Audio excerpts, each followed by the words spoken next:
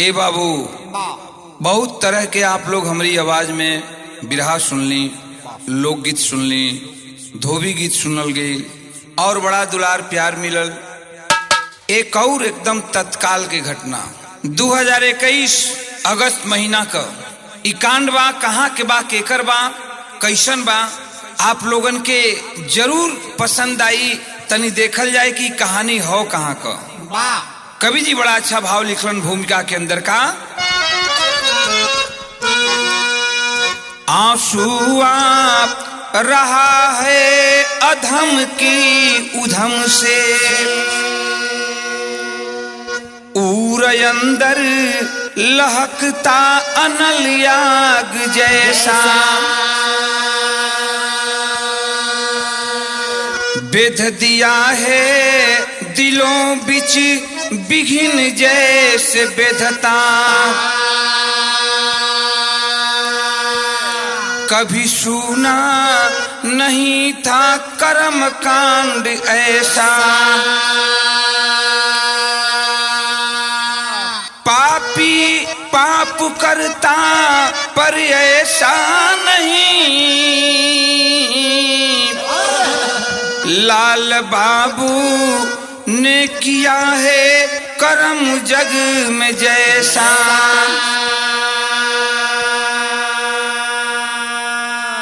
धरा रो दिया ये गगन रो दिया, कली काल का बाप है नीच कैसा।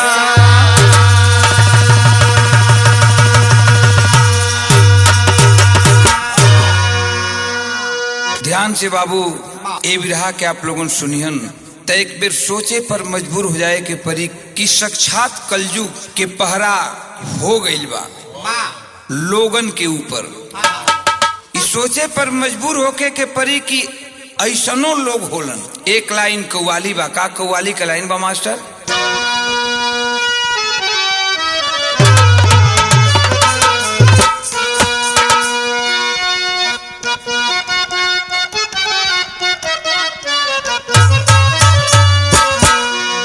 अल्लाह कसम, हाय हाय अल्लाह कसम, अल्लाह कसम, हज का महीना जब आएंगे,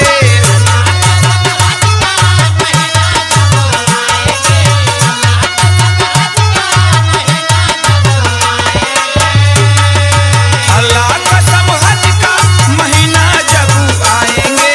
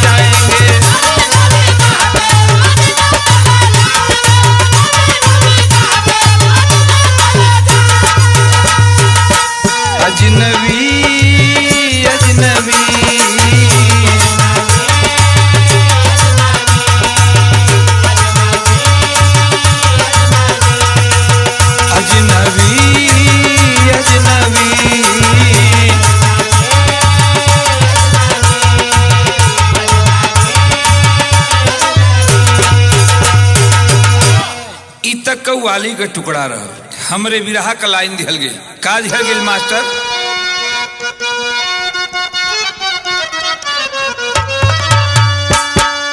कि अरे रिश्ता रस्मों का, अब रिश्ता रस्मों का, रिश्ता रस्मों का जो फांस भूल जाएगा,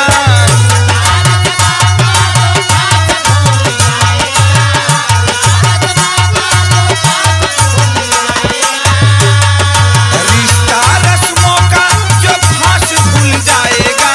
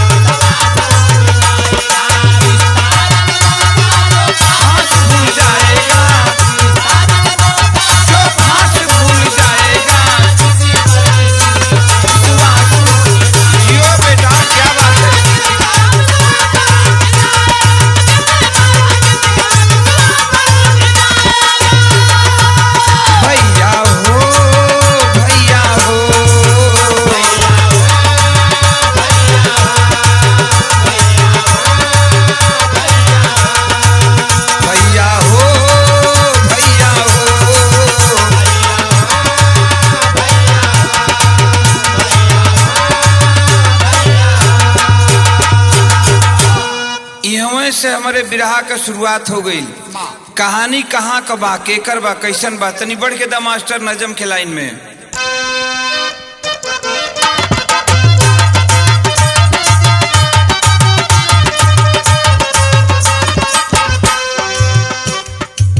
हादसा देख कर रोआ भर भरा जाता,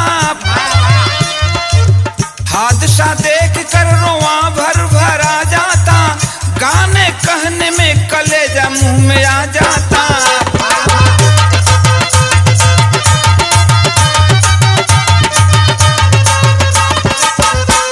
कहानी कहाँ कबा, जिला कैमूर सोन डेहरा की कहानी है। लाल बाबू का किया जुर्म ये जुबानी है।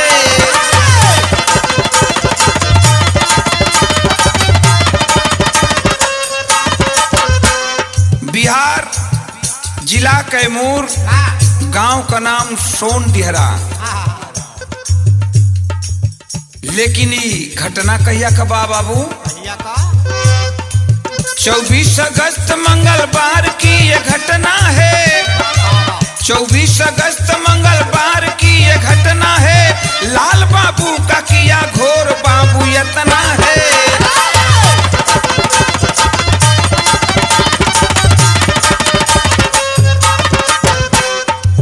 पिता दामोदर शाह, माता जानकी प्यारी थी, पत्नी मोती से शिवम खुशी दुलारी थी।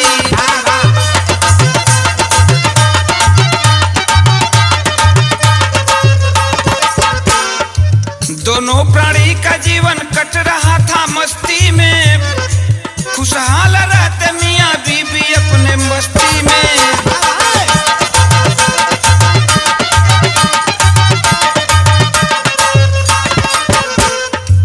कुछ दिन बाद दोनों दंपत में दुराव हुआ, एक दूसरे के दिल में भारी बील गाव हुआ।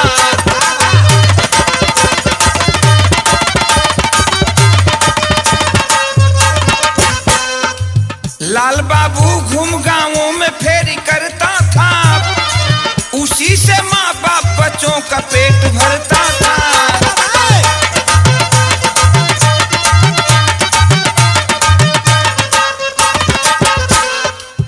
दिन मंगलवार के 12 बजे रतिया हो, दिन मंगलवार के 12 बजे रतिया हो, घात किया घात लगा के पापी घटिया हो।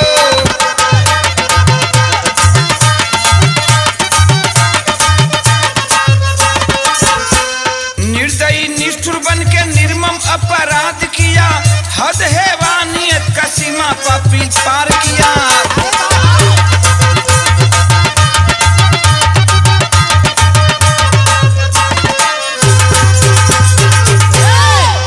तनी बात समझ ला, कहानी एकदम साफ साफ शीशा जैसन झलके लगी। कैमूर जिला में एक गांव बा, जौना गांव का नाम सोन डेहरा बा। ओहिजे का रहे वाला दामोदर शाह के पत्नी के नाम जानकी देवी बतावल गई, और उनका एक लड़का रहलन जिनकर नाम लाल बाबू बतावल बा। शादीशुदा लाल बाबू बनन, उनका पत्नी के नाम मोती देवी बतावल बा। आ वो लाल बाबू के पत्नी के 2 गो सुमन खिलल बा, एगो बेटी एगो बेटा। बड़ा बेटी बे, छोट बेटा बा। बेटा का नाम शिवम बा और बेटी का नाम खुशी बा। 6-7 साल के खुशी बिया और 1.5 बरिस के शिवम छोट लइका बा। घर में बड़ा हंसी खुशी से जिंदगी चलत बा बाबू।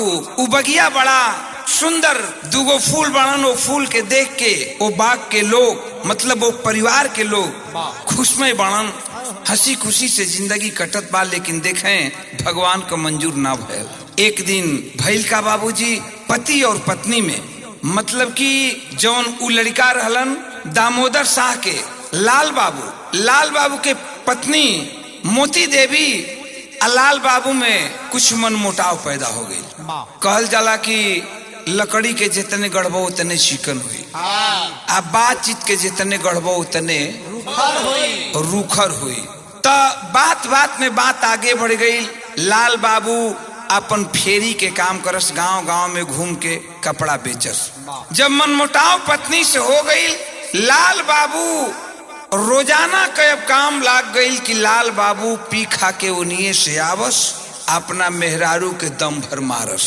ए बाबू ए तरह समय कुछ दिन कटत कटत कटत कटत 2 महीना 4 महीना 5 महीना बीतल, लेकिन एक दिन आखिर भइल का। कवि जी बात लिखलन है का भइल, तरज बा का तरज के लाइन बा।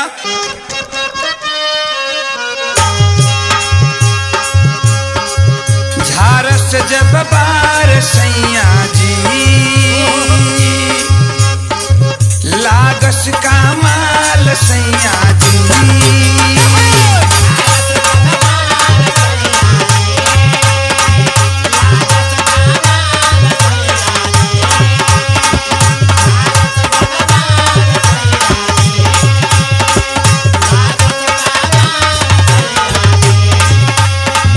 बगली से निकाल सैया जी उड़ावस रुमाल सैया जी।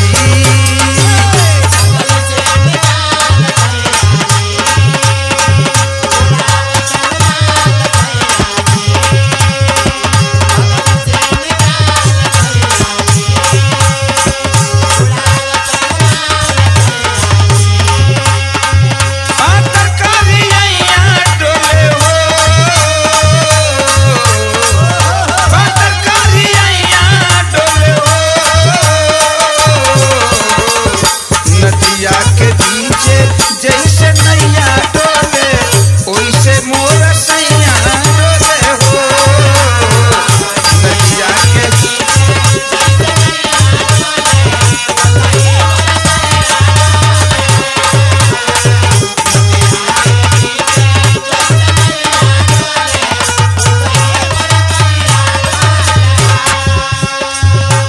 लेकिन गाना का भाव बाटे, एक दिन नतीजा निकलल कि दामोदर शाह और जानकी देवी दोनों पति पत्नी मतलब लाल बाबू के माई बाबू दोनों जना कहीं रिश्तेदारी में चल गईलन।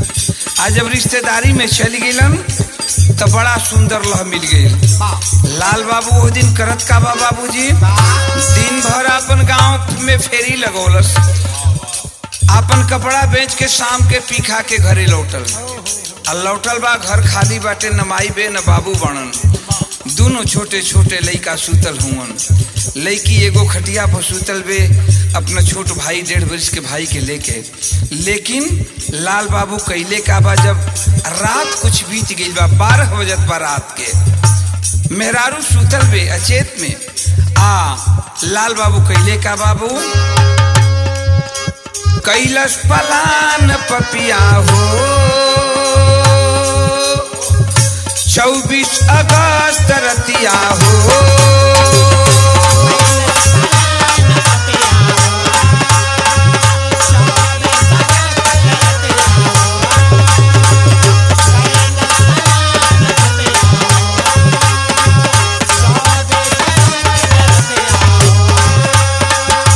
कैलस पलान पपिया हो 24 अगस्त रतिया हो। सर पे पपवा सवार भइले हो, सर पे पपवा सवार भइले हो। हथवा में चलल बा कुदार लेके दावते जधार लेके हो।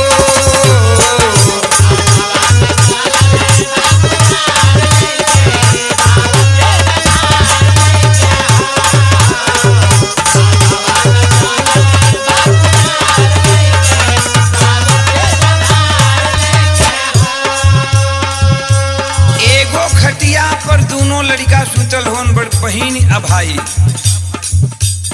7 वर्ष के बहिन बाबू बतावल गई, 6-7 के पीछे के बहिन बे 6-7 वर्ष के लगभग के, और 1.5 वर्ष लड़का भैया बाबा कर 1.5 वर्ष के लेके भाई के अपने सुतल बे। बगल में ओकर मतारी सुतल बे, अब बगल में मतारी सुतल बे अपने दोनों लड़कन के लगवे। लाल बाबू 12 बजे रात के उठल बा और एक हाथ में कुदार उठौले बा, धीरे धीरे पहुंच गई बा अपने औरत के पास और कैले का बा बंद कई दिहाला से घर के दरवाजा।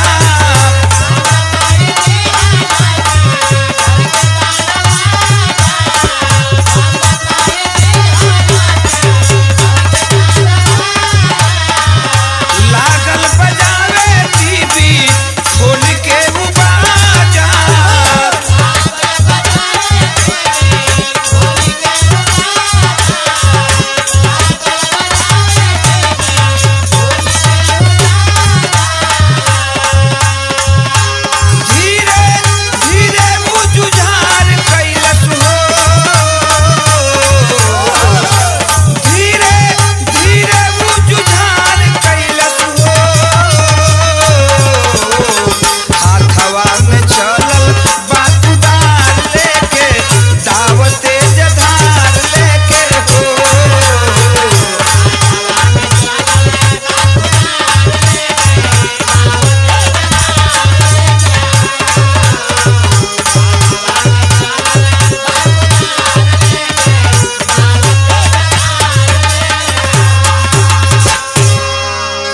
करके लाल बाबू अपनी पत्नी के ऊपर कुदार को चलाया है बाबू। अचानक ओ दुल्ही के नींद टूटल बा। देखत बे हमार पति हमारा पर कुदारी के वार कल चाहत बाणन। कुदार चला भी दिलन लेकिन सही लागल ना। पकड़ ले ले हाथ से आ पकड़ के कलश की सैया का हमसे गलती हो गई, कौन कसूर कैली, का भइल हमसे, काहे इतना ऐसन तू हो गईला, ऐसन त तू रहला ना। लेकिन ओकरे दिमाग में तो बाबू एकदम भूत सवार बा। लगल मारे, आ जब मारे लगल ऊ छटपटा छटपटा ओकर दुल्ही रोवत पे। नतीजा निकलल का बाबूजी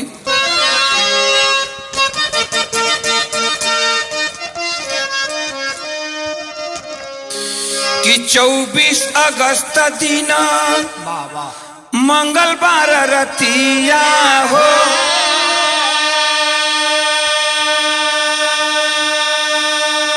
अरे कैलस पलान उत्पत्ति आए बाबूजी।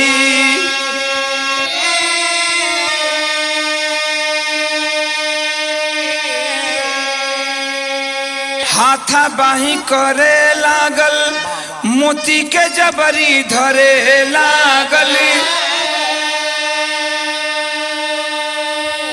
जोर जुर्म करे लागल, घती आए बाबूजी।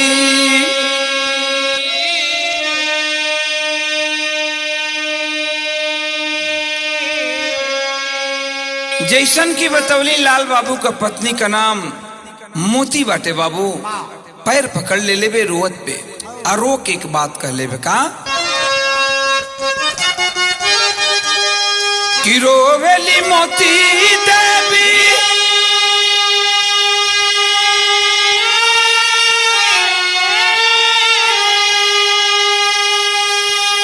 ए भैया गिरी के चरनिया पर।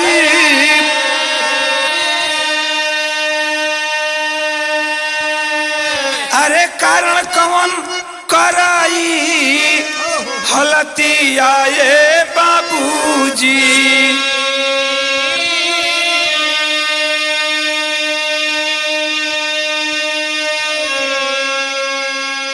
लेकिन नहीं माने नीच पापिया धमतिया हो। अरे पटकी के चढ़ी गईल छतिया ये बाबूजी।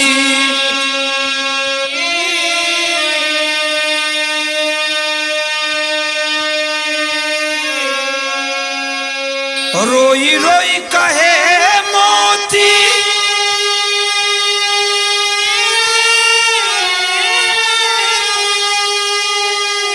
अरे मोती मोके मारा सैया।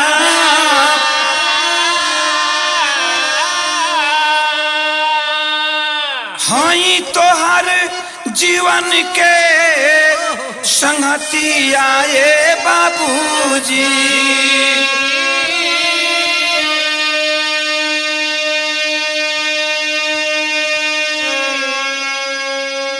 अब अपनी दुल्हन को मोती को पटक करके सीने पर चढ़ गया है लाल बाबू, बैठ गया।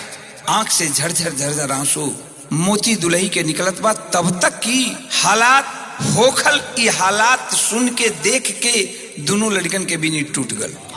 1.5 वर्ष के लड़का, 7 वर्ष के लड़की खुशी और शिवम, जैसन की पत्रिका में अखबार में बतावल गई। बेटा के नाम शिवम और बेटी के नाम खुशी। दोनों का नींद टूटल बा, खटिया पर बैठल हूँ। देखत सन की कटारी लेके दाव लेके बाबू माई के छाती पर बैठल हूँ, मारल चाहत हूँ। लेकिन उस समय एक तरफ दोनों लड़कन के देखत पे मेहरारू, एक तरफ अपने मर्द से रो के कहत बे लाल बाबू से, का कहले बे बाबू?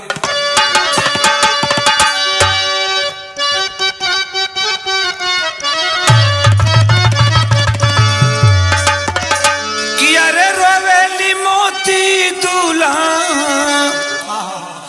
रोवेली मोती दूल्हा हिनियान हो सुना सजना हमार।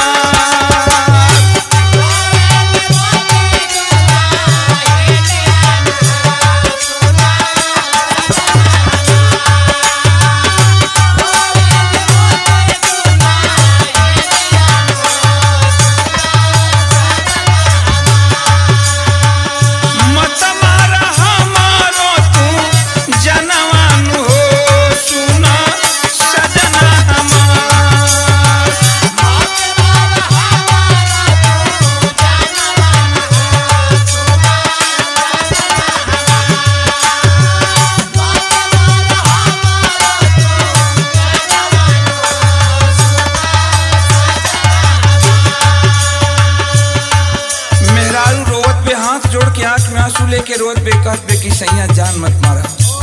हई छोट छोट लड़का के करा सहारे रहियन, लेकिन ओ पापी लाल बाबू के सीने में कोई दया नाम की चीज नहीं है। बाबू करता है क्या? लेकिन नहीं माने नीचा पापी निरदइया,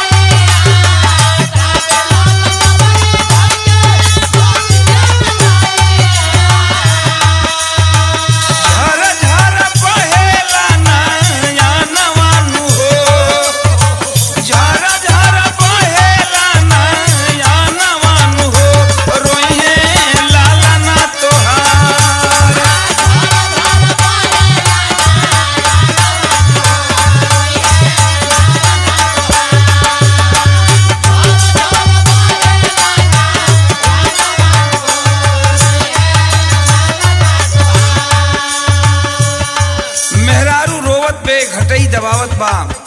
तब अपने बेटा के ओर तिकई के एगो बात कहले बे लाल बाबू से, का कहले बे? शिवम के सैया दूधवा पियाई,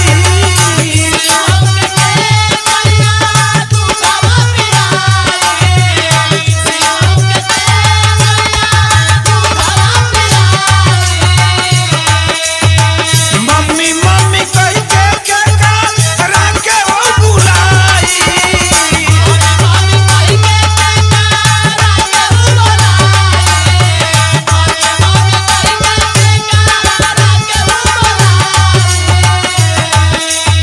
सुने नहीं पापी आता तैयानु, सुने नहीं पापी आता तैयानु, नीचे पापी पदकारी।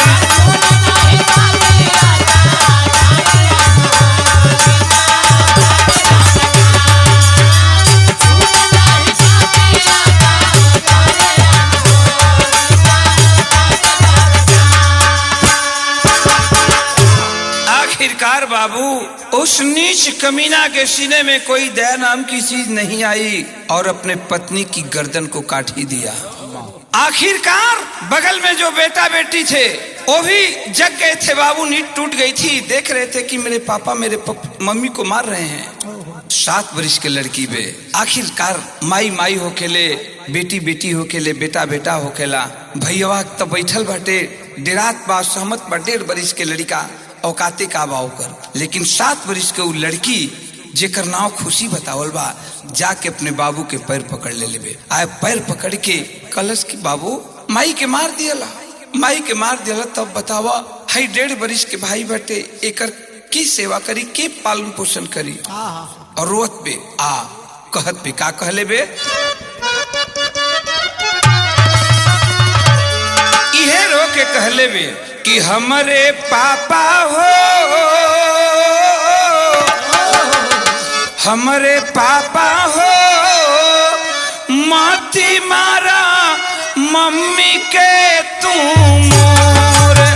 हमरे पापा हो,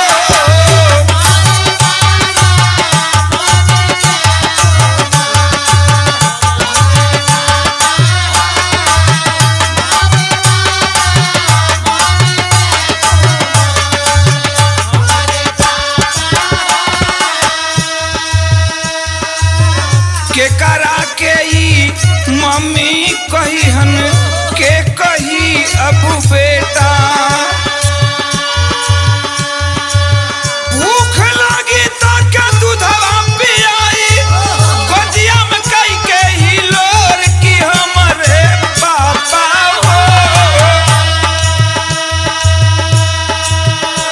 अरे भूख लगी तो क्या दूधवा पियाई, गोदिया में ले ही लोर हमरे पापा हो। हमरे पापा हो, तूरा माती ममता के डोर। हमरे पापा हो,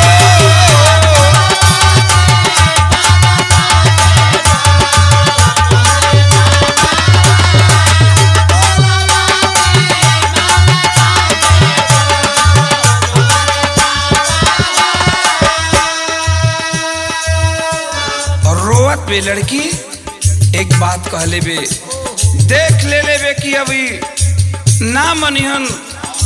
अपने माई के हालत देखत पे माई तड़फड़ात पे गर्दन आधा कट चुकल बा। तब वो लड़की रोवत पे आ गुस्सा में आके अपने बाबू के धमकावे की कोशिश के लेबे। 7 वर्ष की लड़की कहले बे, कवन गलती कैलस मम्मी दिहला तू मुआई। ना मनबा तो भेलवा बताइब, पुलिस के होते भोर। हमरे पापा हो, ना मनबा तो भेलवा बताइब, पुलिस के होते भोर। हमरे पापा हो, काहे इतना बनल तू कठोर। हमरे पापा हो,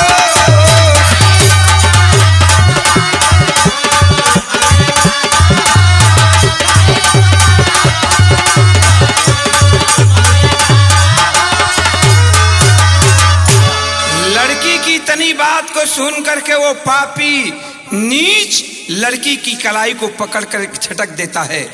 लड़की कुछ दूर जाकर गिरती है, लेकिन फिर बाहर ममता दौड़ करके आती है और अपने पापा की फिर पांव पकड़ लेती है और रोने लगती है। रो करके एक बात कहती है, का रो के कहले बे भैया,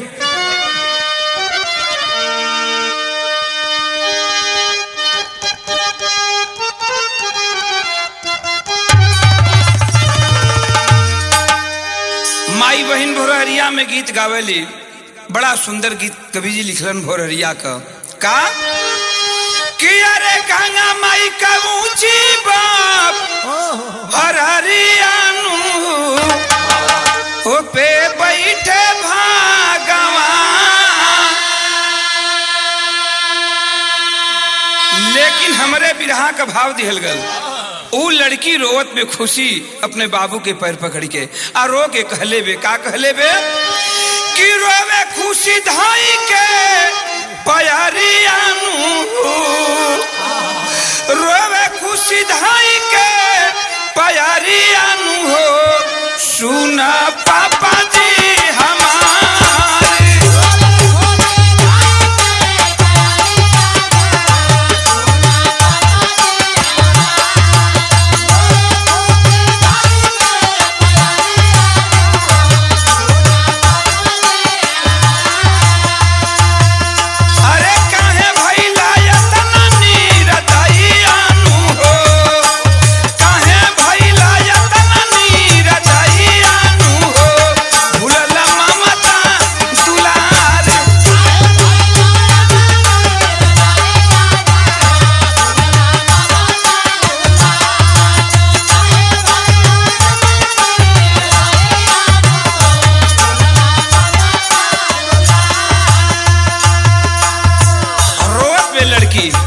अपने बाबू के समझावे के कोशिश करत बे खुशी का कहले बे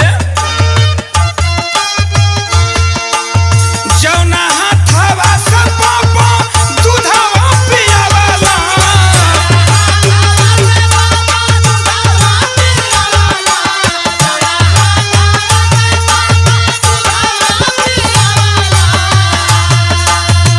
हमारी के कन्हिया पा टांग का खेलावाला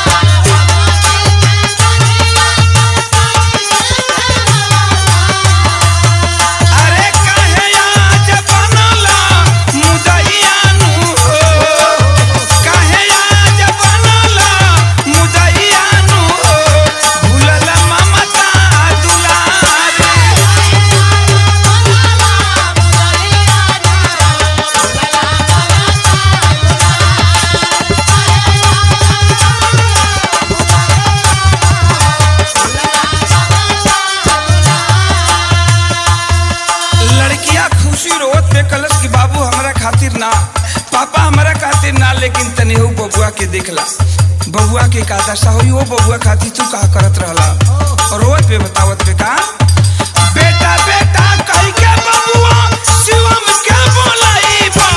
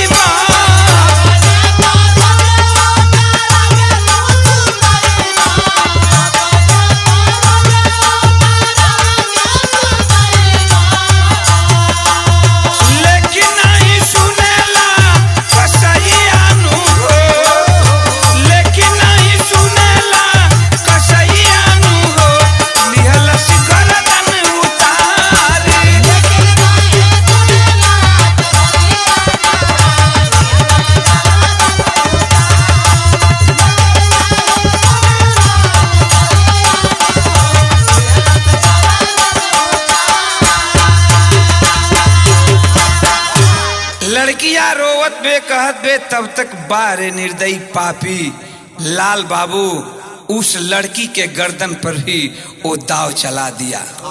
औरत के तक गर्दन काटी देले रहे, लड़कियों के गर्दन काट दिलस। एक तरफ लड़की का धड़ पड़ जाता है बाबू, सर पड़ जाता है, जमीन पर गिर जाती है, कटी हुई गर्दन को लेकर के तड़फड़ा रही है। एक तरफ माँ तड़फड़ा रही है, एक तरफ बेटी तड़फड़ा रही है। इस दृश्य को 1.5 वर्ष का छोटा सा बेटा शिवम देख रहा था बाबू। इतना डर गया था, लेकिन बारे निर्दयी ओ लाल बाबू दोनों बेटी और अपने पत्नी को छोड़ करके जाता है उस बच्चे के पास, और बच्चे के पास जाकर के पकड़ लेता है उसकी गर्दन को। पकड़ करके गर्दन उन्हीं दोनों माँ बेटी के लाश के नजदीक लाता है, और ला करके करता है क्या बाबू? कवि जी टेरी का भाव दिए कि अरे मनौता शर्मसार हो गया, ए भैया मनौता शर्मसार हो गया, देख के नीच कमीना का घृणित व्यवहार। कवि जी लिखलन है आखिर बाबू लाल बाबू लड़का के कैलस का अल्लाह के लाइन बा।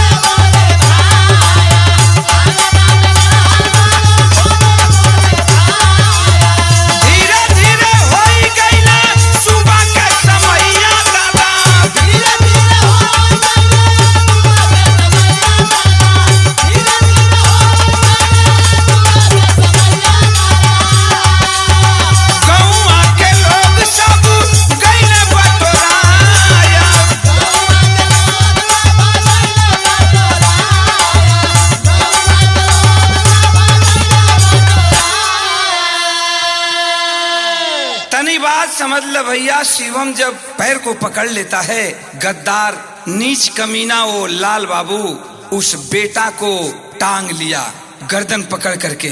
जिस तरह से द्वापर युग में कंस उस लड़की को धरती पर फेंकने का काम किया था, उसी तरह से उस 1.5 वर्ष के बच्चा को उठा करके और वो लाल बाबू धरती पर पटक देता है।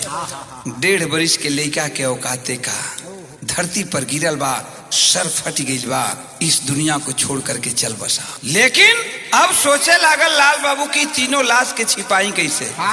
देखें माथे पर तो खून सवार बा, वही घर में रात के वक्त में अकेले गढ़ा खोने लागल। सवेर हो गई बाटे गढ़ा खोनत खोनत। गांव घर के लोग सोचत हवन कि ए भाई आज लल बबुआ के दरवाजा नहीं खुलत, का बात बा। जाके लोग खटखटावत हवन, दरवाजा अंदर से ना खोलत बा। लेकिन जबरदस्ती जब दरवाजा के तोड़ल गई तो देखलन का गांव के लोग कि नंगे धड़ंगे वही घर में सुतल बा, शरीर पर एगो कपड़ा नहीं है। पुलिस को लोग खबर किए, आज बाबू पुलिस आई है और लाल बाबू को अरेस्ट करती है। तीनों लाशों को ले जा करके अपना सरकारी प्रक्रिया पूरी करके और अंतिम दाह संस्कार तो करवा देती है। लेकिन आज भी लाल बाबू भभुआ के जेल में बंद है। ऐसे ऐसे लोग इस धरती पर हैं। पागल हो चुका है, अनसेंस हो चुका है, दिमाग काम नहीं कर रहा है, पागलों की तरह उस जेल में पड़ा है। आगे क्या होता है कहानी लिखने तक वो लाल बाबू पकड़ा गया था, जेल में बंद है और भभुआ के जेल में उसका उपचार चल रहा है। गाना के अंतिम लाइन में कहल गई, क्या कहल गई? किसों का सरिता में डूबल बाप मोहनिया नगरी, शोक सरिता में डूबल बाप है मोहनिया नगरी, गम में बरसल नजरिया सावन के बदरी।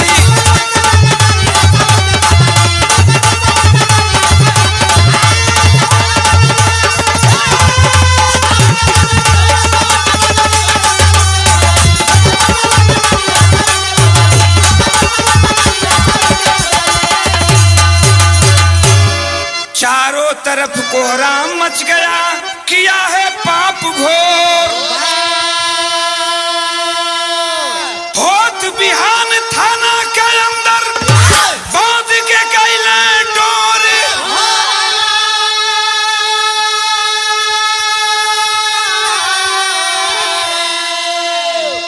अरे पीछे जेल में चकरिया पड़ल हाथ हाथ कड़ी, गम में बरसल नजरिया सावन के बदरी।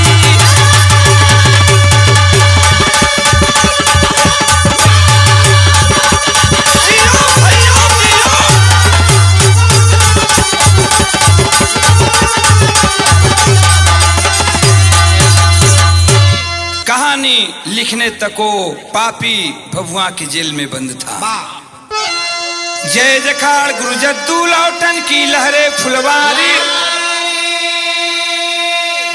कवि रविंदर अनुज लाल संग मितवा जवत बिहारी। अरे मनोता शर्मसार हो गया, यादव ओम प्रकाश से कोई न पहिए पार हो